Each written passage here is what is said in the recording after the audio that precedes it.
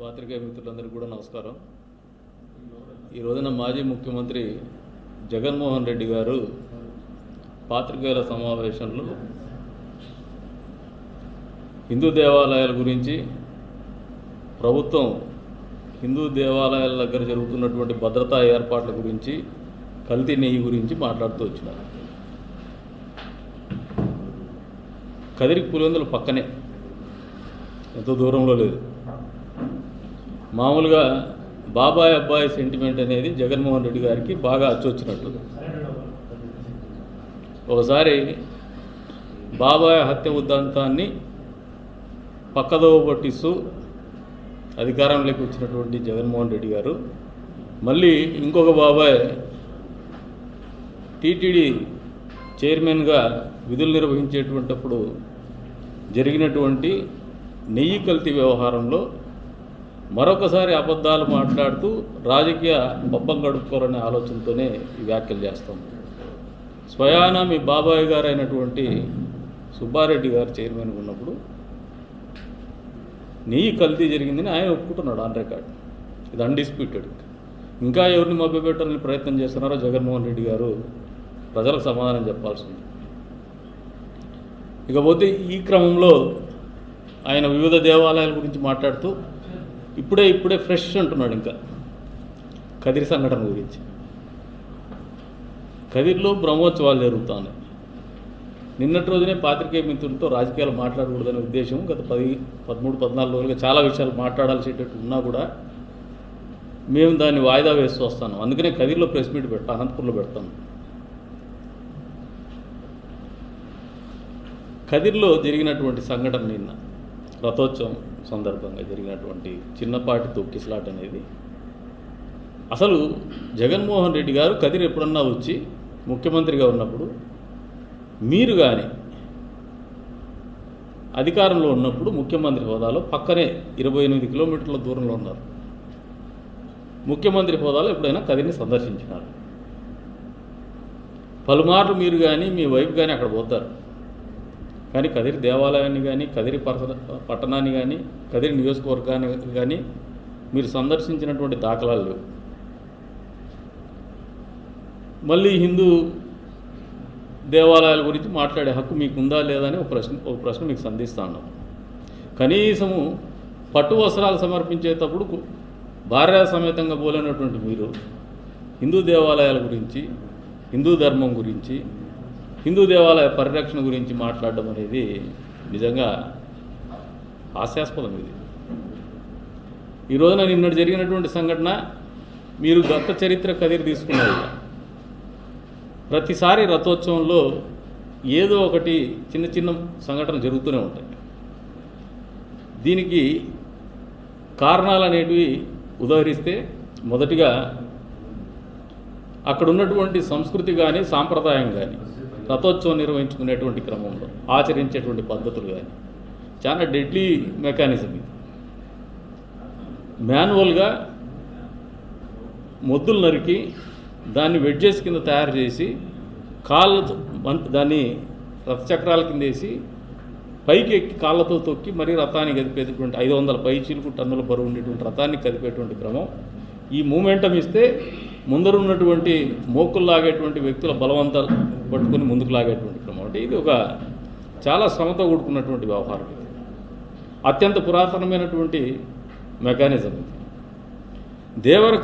దేవరగట్లో కర్నూలు జిల్లాలో ఇప్పుడు కూడా తలలు బాలు కొట్టుకుంటారు. ఏ ప్రభుత్వాలు వచ్చినా, ఏం చట్టాలు చేసినా, ఎంత పోలీస్ పగడబంది పెట్టినా వాళ్ళకు అదొక ఎమోషన్, ఆ ట్రెడిషన్ అనేది. అదే రకంగా మేము కూడా ఎక్కడైనా ఈ మెకానిజాన్ని మార్చుకోవాలనే ఆలోచన వచ్చినా కూడా ఆ ప్రాంతవాసులు దానికి ఒప్పుకోరు. మా రథాన్ని లాగేటువంటి క్రమంలో అది వాళ్లకు ఒక ఆచారంగా మొదటి నుంచి కూడా వస్తుంది. నిన్నటి రోజున ఈ సంఘటన జరిగిన తర్వాత ఎవరైనా ఒక్క వ్యక్తి ఎవరైనా పక్కకు పోయినారంటే ఒక్కరు కూడా పక్కకు పోరా. వాళ్ళని స్ట్రెచ్చర్లో పెట్టేసి మళ్ళీ హారతి ఇచ్చేసి రథాన్ని ముందుకు తీసుకుపోయినారు. అంతేకాకుండా టెక్నికల్గా మాకు పెరిగినటువంటి సందర్శకుల తాకిడి, భక్తుల తాకిడి, పెంచాల్సినటువంటి తిరువీధుల వెడల్పు, ఈ రెండింటికి డిస్ప్రపోర్షనల్. మొన్ననే ముఖ్యమంత్రి గారి సమావేశంలో, జిల్లా ఎమ్మెల్యేల సమావేశంలో కలెక్టర్ గారు, ఎస్పీ గారితో సహా తిరువీధుల వెడల్పు గురించి గతంలో చంద్రబాబు నాయుడు గారు పేదల సేవల కార్యక్రమానికి పెద్దన్నవారిపల్లి కదిరి నియోజకవర్గానికి వచ్చినప్పుడు తిరువీధుల వెడల్పు గురించి ప్రస్తావించడం జరిగింది. ఆయన హామీ ఇవ్వడం జరిగింది. మళ్ళీ మొన్న జరిగినటువంటి సమావేశంలో ఆయన దానికి కావాల్సినటువంటి ఏర్పాట్లకు కూడా అనుమతులు ఇవ్వడం జరిగింది. మేమే బ్రహ్మోత్సవాల తర్వాత మొదలు పెట్టాలనుకున్నాం. జగన్మోహన్ రెడ్డి గారు పక్కనే ఉన్నా కూడా ఏ రోజైనా కదిరి లక్ష్మీ నరసింహస్వామి గారి దేవస్థానానికి మీ వైపు నుంచి మీరు చేసిండేది ఏదైనా ఒక నయా పైసా ఉందా? స్పష్టంగా ప్రశ్నిస్తాను. కదిరి నరసింహస్వామికి ప్రభుత్వం తరపున పట్టు వస్త్రాలు ఇచ్చేటువంటి జీవో ఇష్యూ చేసిండేది చంద్రబాబు నాయుడు గారు. మీ వాటా ఏమీ లేదు.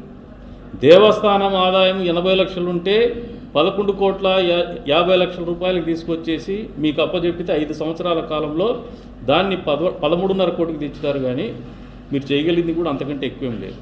మళ్ళీ ఈ 20 నెలల కాలంలో 4 కోట్ల ఆదాయాన్ని పెంచినాం. మేము 18 కోట్లకు తీసుకొచ్చినాం. ఈ బ్రహ్మోత్సవాల తర్వాత ఇంకా కొద్దిగా లెక్కలు వస్తాయి, ఇంకా పెరుగుతుంది మాకు.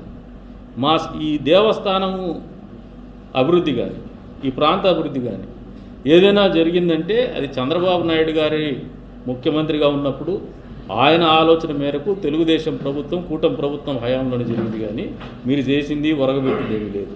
కేవలము రాజకీయ లబ్ధి కోసం కదిరిలో చిన్న ఘటన జరిగితే దాన్ని వాడుకోవడానికి ప్రయత్నం చేస్తున్నారు. కానీ నిజంగా మీకు ఉచ్చనీచాలున్నా, మీకు నిజంగా విలువలు అనేది ఉన్నా, ఇటువంటి సంఘటనలో ఒక్కసారి మీరేమన్నా మీరు కానీ మీ పార్టీకి సంబంధించినటువంటి నాయకులు కానీ ఘటన జరిగి 24 గంటలు దాటిపోయింది, కనీసం పరామర్శించినటువంటి దాఖలాలు ఏమైనా ఉన్నాయా? విమర్శించడానికైతే పత్రికా సమావేశం పెడుతున్నారు, కదిరి సంఘటన వాడుకుంటున్నారు. కానీ మీరు కనీసం పరామర్శ చేయాలని మీ నాయకులు, స్థానిక నాయకులకు చెప్పగలిగే పరిస్థితి కూడా మీకు లేదు. వాస్తవాలు తెలుసుకునే ఉద్దేశం లేదు. కనీసము ఆ సంఘటన అనేది తెలుగుదేశం పార్టీకి సంబంధించింది కాదు, తెలుగుదేశం పార్టీకి పరిమితమైంది కాదు. లేదు, కేవలము ప్రభుత్వ బాధ్యత, లేదంటే పాలకుల బాధ్యత, లేదంటే దేవస్థానం బాధ్యత కాదు. ఇది ప్రజానీకం అందరూ కలిసి చేసుకునేటువంటి కార్యక్రమం ఇది. అందులో భాగంగానే ఇటువంటి పెద్ద ఉత్సవాలు జరుగుతూ ఉంటాయి. లక్షల సంఖ్యలో భక్తులు హాజరైనారు.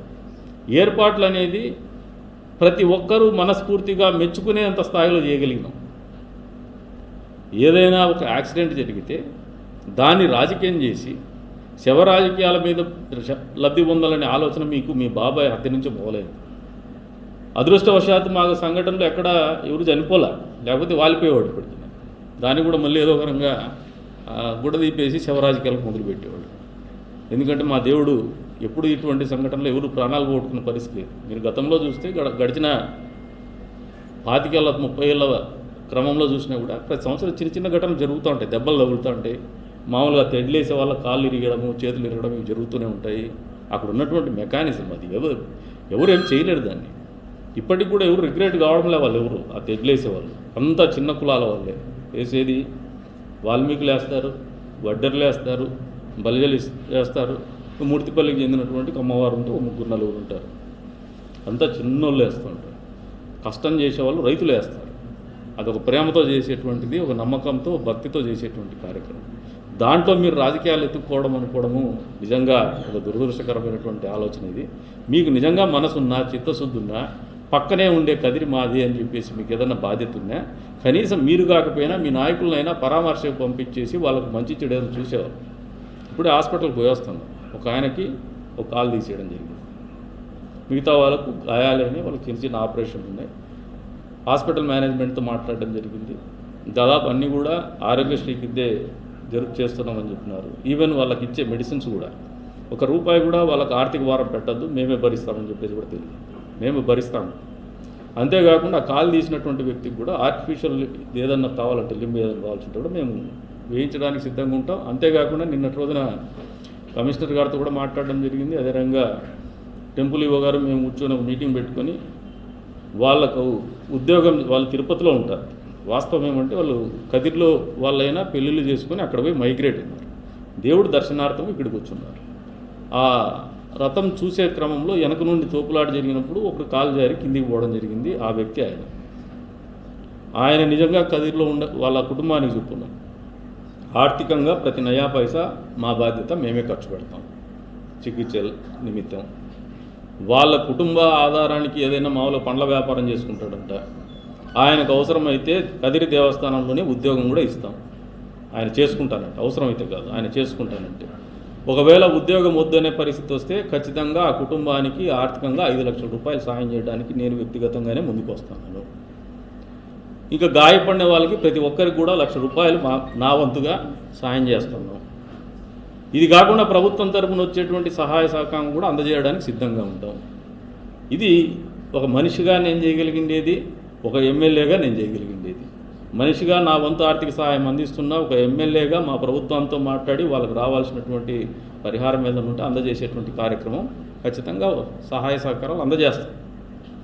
అంతేకాకుండా తిరువీధులు ఏదైతే ఉన్నాయో ఈ 2000 నిన్నటి రోజునే చెప్పున్నా on record before this incident, మీకు కూడా మీ దగ్గర కూడా ఉంటుంది, వెడల్పు చేస్తున్నాం. 2026లోనే ఈ రోడ్లు వెడల్పు చేసి తీరుతామని చెప్పేసి కూడా చెప్తున్నాం. దీనికి ముఖ్య ఉద్దేశం ఏమంటే పర్యాటక ప్రాంతంగా మా నియోజకవర్గాన్ని తీర్చిదిద్దాలనే పట్టుదలతో ముందుకు పోతున్నాం. పక్క ప్రణాళికతో ముందుకు పోతున్నాం. అందులో భాగంగానే ముందుగానే తిరువీధులు వెడల్పు చేయాలనే ఆలోచనకు కూడా మేము రూపకల్పన చేస్తున్నాం. ఇటువంటి యాక్సిడెంట్లకు కూడా ఆస్కారం లేకుండా వచ్చే రోజుల్లో రోడ్ల వెడల్పు కార్యక్రమం చేసి తీరుతామని చెప్పేసి కూడా ఈ సందర్భంగా తెలియజేస్తున్నాం. ప్రభుత్వము ఏర్పాట్లలో లోటుపాట్లు ఉందని మీరు ఆరోపించడం అనేది నిజంగా మీ పొరపాటు. జగన్మోహన్ రెడ్డి గారు ఆరోపించే ముందు గతంలో ముఖ్యమంత్రిగా పనిచేసినటువంటి వ్యక్తిగా, నియోజకవర్గాన్ని ఆనుకొని ఉన్నటువంటి నియోజకవర్గ ఎమ్మెల్యేగా ఎన్నో ఏళ్ల పాటు మీ కుటుంబానికి కదిరికి ఉన్నటువంటి సంబంధాలని దృష్టిలో పెట్టుకునైనా మీరు పరామర్శకైనా లేదంటే మీ పార్టీ తరఫున పరామర్శకైనా వచ్చేసి వాళ్ళకి ఏదైనా సాయం చేస్తే అభినందిస్తాం. కానీ ఈ రకమైనటువంటి చౌకబారు విమర్శలు చేయడానికి కదిరిని వాడుకుంటే, గతంలో మీరు గొడ్డలు కొని మీ బాబాయిని హత్య చేసుకుని మా ఊరి పరువు మంట గెలిపినారు. మళ్ళీ ఈ రోజున కదిరిలో ఒక పవిత్రమైనటువంటి కార్యక్రమం జరుగుతూ ఉంటే, ఒక దురదృష్టకరమైన సంఘటన జరిగితే మళ్ళీ మా ఊరు ఒక ఎప్పుడు లేదు చరిత్రలో, నిన్నటి రోజున వచ్చినటువంటి సందర్శకులు యాత్రికులు ఎప్పుడు గతంలో అంత పెద్ద భక్తాదులు రాలా. ప్రతి కుటుంబంలో సంతోషం ఉంది కదిరిలో. ఏంటంటే మా ప్రాంతంలో ఇంత పెద్ద ఉత్సవాలు జరుగుతున్నాయి, ఎప్పుడు జరగనంత కనీవినుగని స్థాయిలో జరుగుతున్నాయి. ఇటువంటి సందర్భంలో కదిరి పేరు మంచిగా ప్రాచుర్యం పొందేటువంటి సమయంలో మీరు మళ్ళీ విషం జిమ్మొద్దు కదిరి మీద. ఇప్పటికే మీరు గొడ్డలు కొని మీ బాబాయిని చంపడానికి కదిరిని ఒక నెగిటివ్ షేడ్లోకి తోసేసినారు. మళ్ళీ మీరు దాన్ని కదిరిని మేము బాగు చేసుకొని ఒక మంచి పేరు సంపాదించుకొని ఒక బ్రాండ్ ఇమేజ్ డెవలప్ చేసుకునేటువంటి క్రమంలో మా ఊరికి మీరు మంచి చేయకపోయినారు కానీ చెడ్డ చేయొద్దని చెప్పేసి జగన్మోహన్ రెడ్డి గారిని కోరుతా ఉండా. మీకు రాజకీయాలకు ఏదన్నా అవసరం అనుకుంటే మీ నాయకుల్ని ప్రజల క్షేత్రంలోకి పంపించేసి మంచి పేరు సంపాదించుకొని ప్రజలకు మంచి చేసి ఉపయోగపడేటువంటి కార్యక్రమాలు చేసుకొని రాజకీయాలు చేయండి. కానీ ఇటువంటి తుచ్చ రాజకీయాలకు ఆలోచన చేయడం మానుకోమని చెప్పేసి జగన్మోహన్ రెడ్డి గారికి హితవు పలుకుతాం.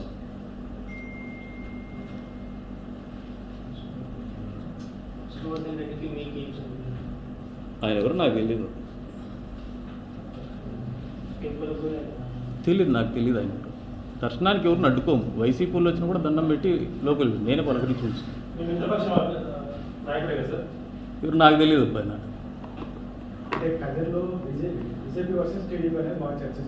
లేదు బీజేపీ నాయకుడు ఎంఎస్ పార్సారథి నాయకుడు, constituency incharge MS Parthasarathy, Mitta Vamsi BJP Morcha. ఆయన కూడా మాజీ, ఆయన కూడా పదవేం లేదు. ఆ పేర్లు నేనే రికమెండ్ చేసిన. బీజేపీతో ఇది ఉంటే మేమెందుకు కూర్చోబెడతాం? నేనే చెప్పి వాళ్ళని కూర్చోబెట్టమని చెప్పినాను. వాళ్ళు అడగలా నన్ను, నేనే ప్రపోజ్ చేసిన. ఇంకా మిగతా వాళ్ళ నాయకులు అంటే చాలామంది ఉంటారు నాయకులు, పార్టీలో కార్యకర్తలు. నాయకులను వాళ్ళకి నా అంతకు నేను భుజం చదువుకొని స్వకుజమర్దనం చేసుకుని శభాష్ అనుకుంటే కుదరదు. గుర్తించాల, ప్రజలు గుర్తించాల నాయకునిగా.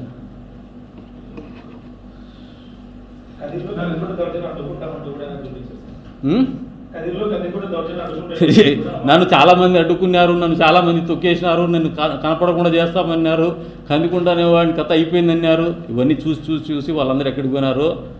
అది మళ్ళీ వచ్చే రోజుల్లో ఇంకో ప్రెస్ మీట్ ఉంటుంది బ్రహ్మోత్సవం తర్వాత చెప్తాను. అది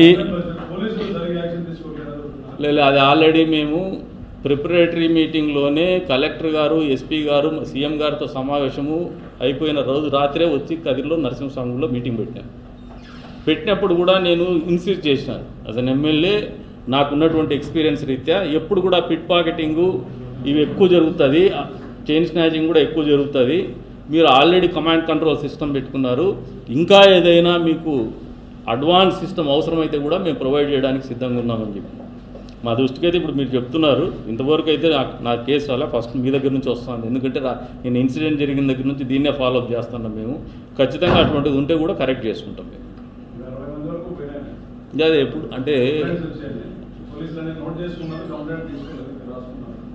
వాస్తవం అది జరుగుతుంది. ఎందుకంటే చైన్ స్నాచింగ్ ఏమో కానీ పిట్ పాకెటింగ్ అనేది 100% ఎప్పుడు కూడా జరుగుతూనే ఉంటుంది. తిరణాలు వచ్చిందంటే అది ఇదొక ప్రాక్టీసు, దెబ్బలు తగిలించుకోవడం ఒక ప్రాక్టీస్.